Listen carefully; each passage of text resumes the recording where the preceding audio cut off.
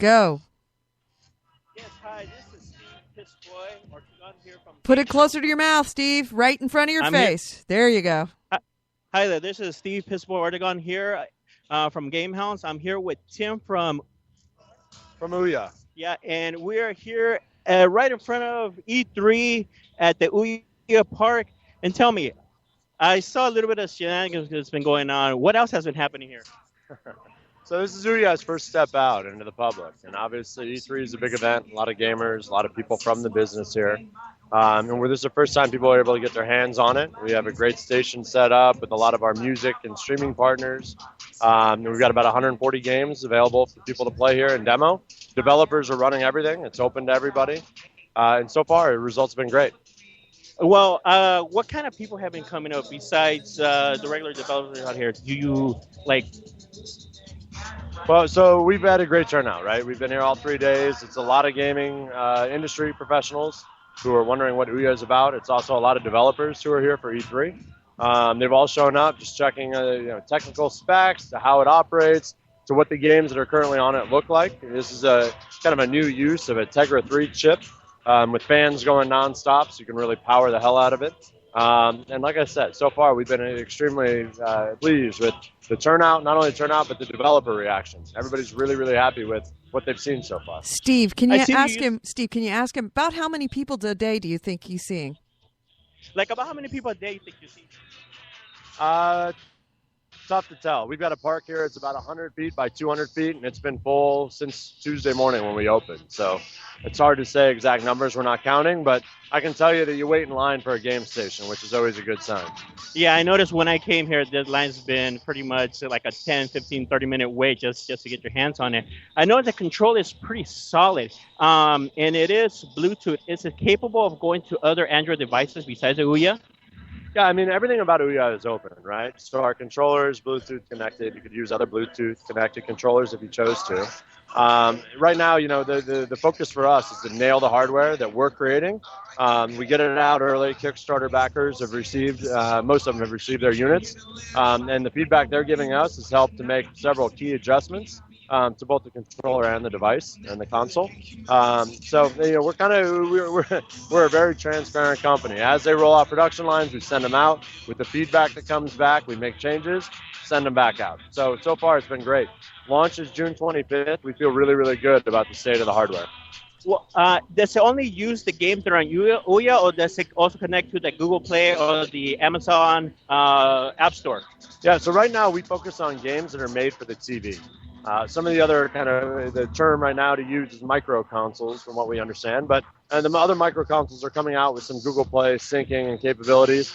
We don't want mobile games ported to the TV. That's not our goal. Our goal is to create great games that are meant to be in high def for the TV. So no, the answer is we don't port or we don't sync to Google Play. Right now, you develop using our ODK. And developers, like I said, feedback so far has been amazing. 140 games right now, probably 200 by the end of the month-ish. And we get new games every day. So it's fun to come to work, fire up your Ouya, and see what kind of new content's there.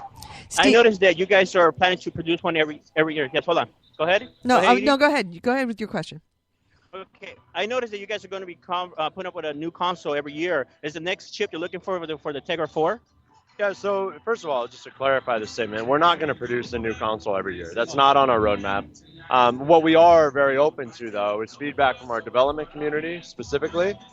So far, we have not had one developer come to us and say they could not create great content with a Tegra 3. We're using the highest end Tegra 3. We feel very comfortable with the processing power of the unit.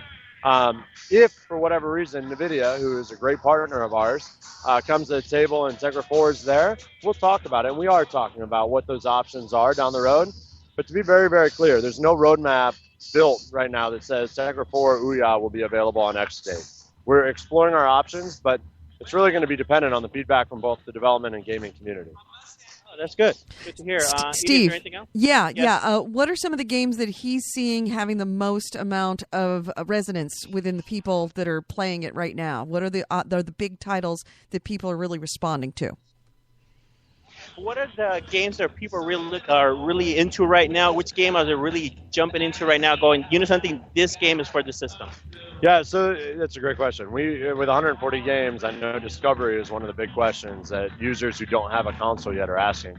I'll get to discovery in a minute, but the games that we're showcasing here, there's two that stand out very clearly. Soulfjord is a game by Kim Swift. She did Portal and Left 4 Dead. Amazing developer. She has a team focused on Ouya exclusive titles, and Soulfjord has gotten a great reception. She has a demo station here set up all 3 days. There's been a line for her every day, every hour, which has been fantastic. Chronoblade is another great title by Enway. They've done an amazing job pushing the graphical limits of the system. And, you can see some video online if you check it out. Go to ouya.tv/games. You can sort through all the titles available on Ouya. But right now, I'd say those two are the hot ones. There's a lot of other ones, though. Dub Wars is a great game. We've got 120 available right now to demo at the station. I'd say the lines are equally long for most. Yeah, notice right now a lot of people are coming in, and yeah, the lines just keep growing. Where exactly are the consoles going to be displayed at? Since there's no games, actual physical games with it, and buying in the store, where would it be positioned at exactly? I'm sorry. Is the question where will the games be available? No, like the console itself. Where would the console sit at when you go to like your Best Buy? And your retailers, where we actually go, you know something, I want to check out the Ouya, where you think you'll be able to find it at? Most of our retail partners, which by the way have been fantastic, are going to they're going to position Ouya alongside the other consoles that are available. So next to Microsoft, Sony, and Nintendo, you're going to see an Ouya shelf strip. So right now our partners have been Best Buy, Game in the UK, Target, we're also working with GameStop, and then Amazon digitally. How are your pre-orders doing? How have been your pre-orders so far with the Ouya? How's the numbers been like? If you could kind of more or less, like how's the perception of the pre-orders? How's it been like? How have you been perceived so far? Yeah, so I can't disclose numbers yet. I mean, we're not at a position yet where we're talking about sales momentum, but I'll say that we've been pleasantly surprised with the momentum so far out of the Kickstarter campaign into pre-order. We're very easily surpassing our internal expectations, which we thought were very aggressive for a new console on the market. From a new player. So far, great. And I think the thing that really solidifies that is the fact that retail wants this. The fact that we have the partners we have, well over 1,000 stores are going to carry this on day one. You can talk to a lot of people in the industry. That's a really rare feat for a new console and new IP in this industry. Yeah, I noticed a lot of major players like Notch went off and donated so much for it. I mean, were you excited when we got the feedback like how you did in the beginning?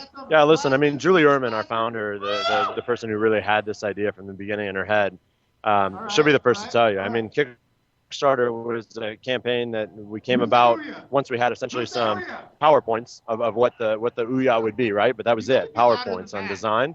And once we put it up on Kickstarter, it was incredible. I think I don't know the exact goal, but the goal was somewhere in the 700,000, 800,000 range. And at the end of the day, we did over $10 million. I mean, it's incredible. It's absolutely incredible. Just to let you know, before I didn't even know what Kickstarter was. I mean, you put Kickstarter off the map with the amount you have, everybody just going on there, just pretty much going crazy. And like you said, people want this product. People want an open source. What do you see yourself getting more partners, like say from besides Notch, like other smaller like indie developers going into this and actually producing more games for it? Yeah, I mean, listen, so right now we're at over 16,000 developers that have signed up and downloaded our toolkit to develop for Ouya. So, I mean, the numbers are amazing at this point in time. We haven't even launched yet, right? So far, the momentum's there, the interest is there, the development community has spoken, raised their hands. They're totally supportive. This E3, just to go back to the point, I mean, we bought the lot. We put up some equipment and some game stations, but we put the call out to developers to say, you guys run this. You schedule it. You figure out how this should work. We've had over 100 developers demo their game over the last 3 days. I mean, they all came out here, to really serve on a platform they haven't had before. Nobody as an indie developer or a smaller developer in general has had a chance to demo games to literally thousands of people come through since E3 started. Yeah, like you said, there's been Steve, a hold lot on a of- second. I want to follow up on something. He said that you guys just set up the booth, and the developers are actually the ones that are running their own stations. So you guys are actually just set up the booth, and the developers are the ones just running everything right now? Yeah, I mean, the email, and we can forward this around. I know it hit the web a little bit after we sent it, but the email to our development community was, guys, we are going to buy a space in a lot, in a parking lot. We're going to buy the equipment. We're going to make sure you have everything you need, from water to food to shade to whatever. But we need your help. We can't run this on our own. These are your games that are going to be showcased. Fill out this Google form. It was very basic. We're a startup. We don't have a ton of resources. Fill out this form. Let us know when you're available and if you'll be there. And we'll give you a station dedicated to your game that you can demo to the public. Like I said, over 100 developers signed up. They've been out here demoing their game since E3 started. It's been amazing. Ouya personnel have not done anything on the game station since we turned this thing on Monday night, essentially. So you set it up and let them go run wild on it, huh? This is their world, man. Everything about Ouya is open. We want to open this up and make sure anybody who wants to create a game can for the TV. And I think this event has proven that. Steve, Is there anything else? I have some questions about the controller. There were some early issues with some of the early builds with the buttons and the joysticks sticking. Have those been addressed yet? Earlier on, when the controller first came out, there were some issues with it sticking and not responding how it used to. How has that? How has it changed? How has the progress been with that? Yeah, that's a great question. So Ouya has gone to market very differently than other consoles. If you look at first-party consoles that are over in the hall, Sony, Microsoft, you name it, those guys don't release a product until they've done all of their testing, all their QA on their own in a closed network, and then they release in a box a very expensive piece of hardware. And don't get me wrong, we're all gamers at Ouya. We love them. We'll probably end up buying a lot of these, right? We're core gamers. That said, Ouya's taken a very different approach. When we started with Kickstarter, it almost made the position obvious that as we build units, we're going to send them out, and the feedback that comes back is going to help make it better. And so we are not waiting for the June 25th date. We've already shipped our Kickstarter units, which, if you look at the numbers of backers on Kickstarter, is a big number for a small company. It's over 60,000 units that we put out in the public. And the feedback that we're getting back, from the buttons sticking on controllers to some of the hardware UI issues, we've been working on to fix since the minute those emails and social posts have come in. So I'm happy to say the controller is in a state now that we're very, very comfortable with. We've sent out replacement controllers to a lot of the first edition controller owners, free of charge, obviously, just to make sure they have the best in the business. And then on the hardware side, we feel really, really good. We just pushed an OTA update, I believe 2 days ago. Response on Reddit specifically has been amazing. People are really taken to the changes we're making. Bottom line here is Ouya's never final. It's not going to be a final product ever. This is going to be something that, because it's open, because it's got a digital ecosystem for games, we're going to allow it to be open. We're going to take the feedback in, and we're going to make it better nonstop. So we're really happy with the progress we've made. There's much more to make. Obviously, we're not perfect, and I don't think we ever will be. Steve, I have a little follow-up question to that. Yes. He was saying that they're pushing product out maybe before they go through the kind of Q&A that a regular developer does. Does that mean that the public is kind of being your QA people? And do you think that the general public would tolerate kind of things not working right once it hits the main market? Well, since you've been using the public as for the Q&A as it comes out, do you think there'll be any problems with it, with any other issues as the product ships? To the general public, do you think the general public will be tolerant of it? That's the open-ended question. I mean, I think from a hardware perspective, we're very, very comfortable with where we're at. The first editions that we've sent out were essentially on our third edition hardware, with the feedback from the users really guiding the improvements and optimizations we made. From the console to the controller, we feel very, very good about them. They'll stand up against anything else on the market. From a software perspective, a little bit of a different story. We feel very good about the UI. We've listened to our community. We've made a lot of changes, from everything from discovery to the onboarding process. What screens you see in the first 30 seconds, 1 minute of firing up the box. We feel very good about it. But the software side is always going to change and evolve. I mean, that's the beauty of having a online digital ecosystem. So hardware we feel great about. I don't think there's going to be customer backlash on that. In fact, I'm really confident in that. On the software side, like I said, we're going to continue to evolve from new content being added almost every day to changes and improvements to the way that you discover new games. It's all on the table right now, and that's what our team's really excited about. Well, when a game comes out, does it come out automatically, or normally you have a window where a certain amount of games come out at once? Who actually pushes those games out? Yeah, it's another great question. So we've got a games team that focuses on not only securing the partnerships with the developers, but also working with the developers to get them out to the market. So usually it's within 72 hours, our game's up and live from the time you submit it, assuming it's been approved. And once it's up and live, it's in the store for everybody to play. And then from there, it ends up in what we call a sandbox, which is literally a category in the store. That's where all new content lives. And then as that content gets played, there's about 4 or 5 user engagement metrics that we use in what we call O-rank, and that will bubble up the best of the rest.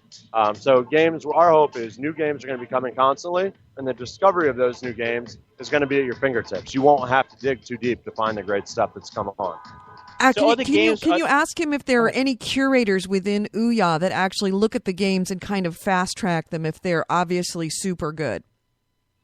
Are there any curators in Ouya that will look at the games and go, you know something, this game is something everybody will want, and actually go ahead and push it even faster onto the store?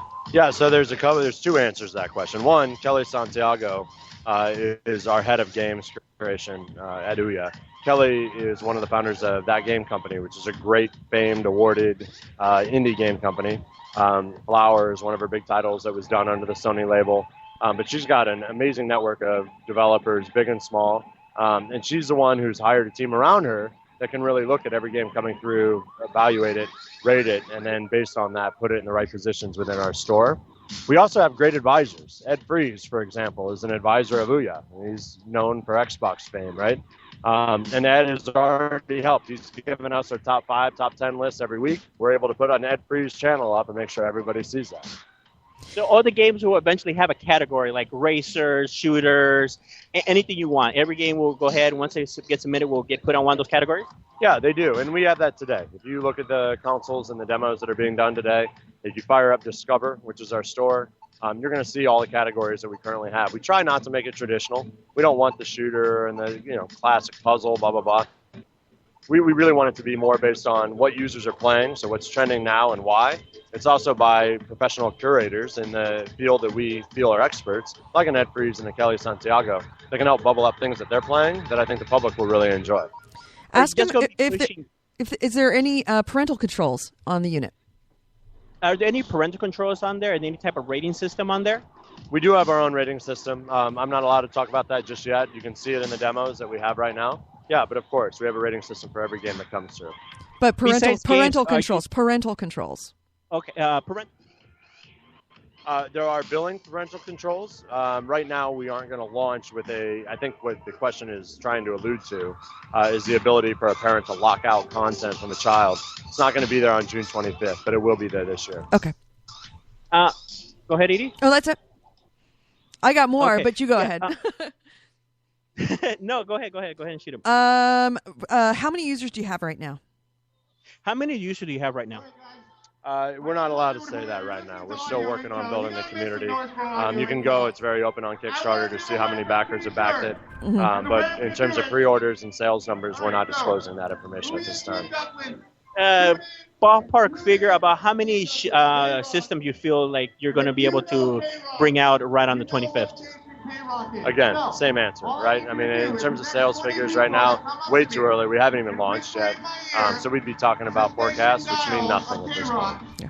Are you looking to put anything else besides game on there, like any type of media content, like a Netflix or any of that, or any type of media content like that? Yeah, so I mean, listen, the system's capable of just about everything on the app side. So the loud noise you're hearing behind us is TuneIn. And TuneIn has brought their partner K-Rock. TuneIn is a live radio streaming app.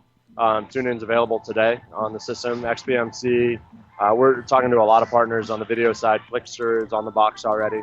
And there's a lot of other common names and logos that you guys are familiar with on media streaming. That'll be there before the end of the year. We got a question from the chat room. Okay, we got a question from the chat. Jason Webb says, Jason Webb asks, can it upscale to any size screen? Does it upscale to any size screen, or is it just? So right now, yes, it supports several resolutions. But right now, essentially, we're trying to keep it pretty straightforward for the smart TV and HD TV that most people have in their family rooms today for games. So we offer a variety of options for resolutions. 1080p? So 1080p, 720? 720. Okay. Anything else? Ask him if Ouya is really successful at its launch. Does he think he's going to be inside E3 next year? If Ouya is really successful at launch, there's a possibility we'll be able to see Ouya inside E3? Yeah, I mean, listen, nothing is off the table. There's been a lot made this week about the ESA and confrontations with us. We're going to let that die down. I mean, we certainly just wanted to make sure people saw us, and there were some obstacles along the way there. Most of the people at Ouya have been in the games industry for well over 10 years. So we're very familiar with the guys at ESA. We want to work with them ultimately. But right now, listen, the truth is we're a startup. We have limited resources. We're the small guy trying to make it in a big guy's world. And it's tough when it costs as much as it does right now to join the ESA and be a part of E3. We have to make decisions. And the decision here was to make sure that we had some presence for gamers who are in town during E3 to see what we were up to. And we think overall we succeeded. Tell him thanks for being classy. Thanks for being classy with that. But do you see yourself being in PAX Prime in a few coming months? Yeah, so again, a lot of this is resource intensive for us, and we're trying our best to be everywhere we can. PAX, GDC Europe, and Gamescom. Even some of the Indiecade stuff we're looking at as opportunities in the future, but nothing's locked down yet. Even though it's only a couple months away, we tend to move pretty quickly on our decisions once we make them. So they're of interest for certain. I'm just not sure they're going to be in our plans locked down. I can't confirm that yet. Edie, is there anything else? That's it for me. Tell him thanks. Okay. Tim, thank you so much for everything. Thank you for this interview. And what's his last name? I appreciate it. Tim, what is your last name again? DeRosa. DAROSA. Right then. Thank you so much. Thanks. Hey, you just turned on your video, so I can see you, dude. Let me close out. Hey, turn off your video. Oh, he did. All right. So good. He is actually off the air. Thank you so much for being here, Jason, in the chat room. And if you're listening to this after the fact, that was our interview with Tim DeRosa of Ouya. And they're going to be releasing, what was it, June 26th, I believe, is the June 26th. June 25th. June 25th. You are here. Yeah, June 25th in Target, Best Buy, and other major retailers. Thanks so much. We'll talk to you later. Bye.